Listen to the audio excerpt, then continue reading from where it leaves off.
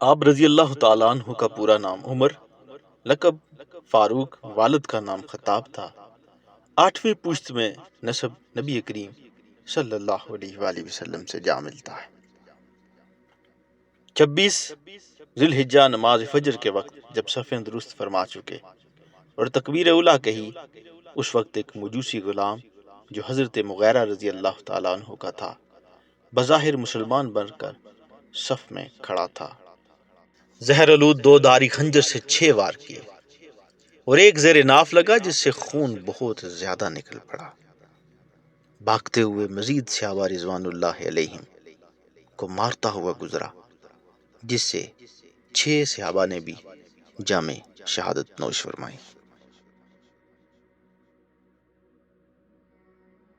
ایک انصاری صحابی رضی اللہ تعالیٰ عنہ نے اس پر کمبل پھینک کر قابو کر لیا۔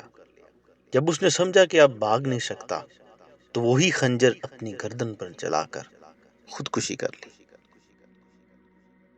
اس کا نام ابو لولو فیروز تھا اور وہ یہودی عیسائی ایجنٹ تھا اور پکا منافق اور مجوسی تھا۔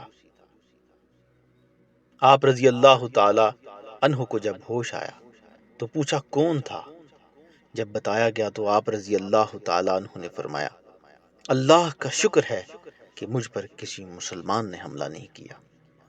بقیہ نماز حضرت عبد الرحمن رضی اللہ تعالی عنہ نے مکمل فرمائی۔ اس کے بعد زخمی حالت میں آپ کو گھر لایا گیا۔ یکم محرم الحرام 24 ہجری کو آپ رضی اللہ تعالیٰ عنہ کی شہادت ہوئی۔ آپ رضی اللہ تعالیٰ عنہ کو غسل آپ کے فرزند حضرت عبداللہ بن عمر رضی اللہ تعالیٰ عنہ نے دیا۔ آپ کی نماز جنازہ حضرت صہیب رضی اللہ تعالیٰ عنہ نے پڑھائی۔ کبار صحابہ رضوان اللہ اجمعین کے علاوہ پورا شہر مدینہ غم میں مبتلا تھا۔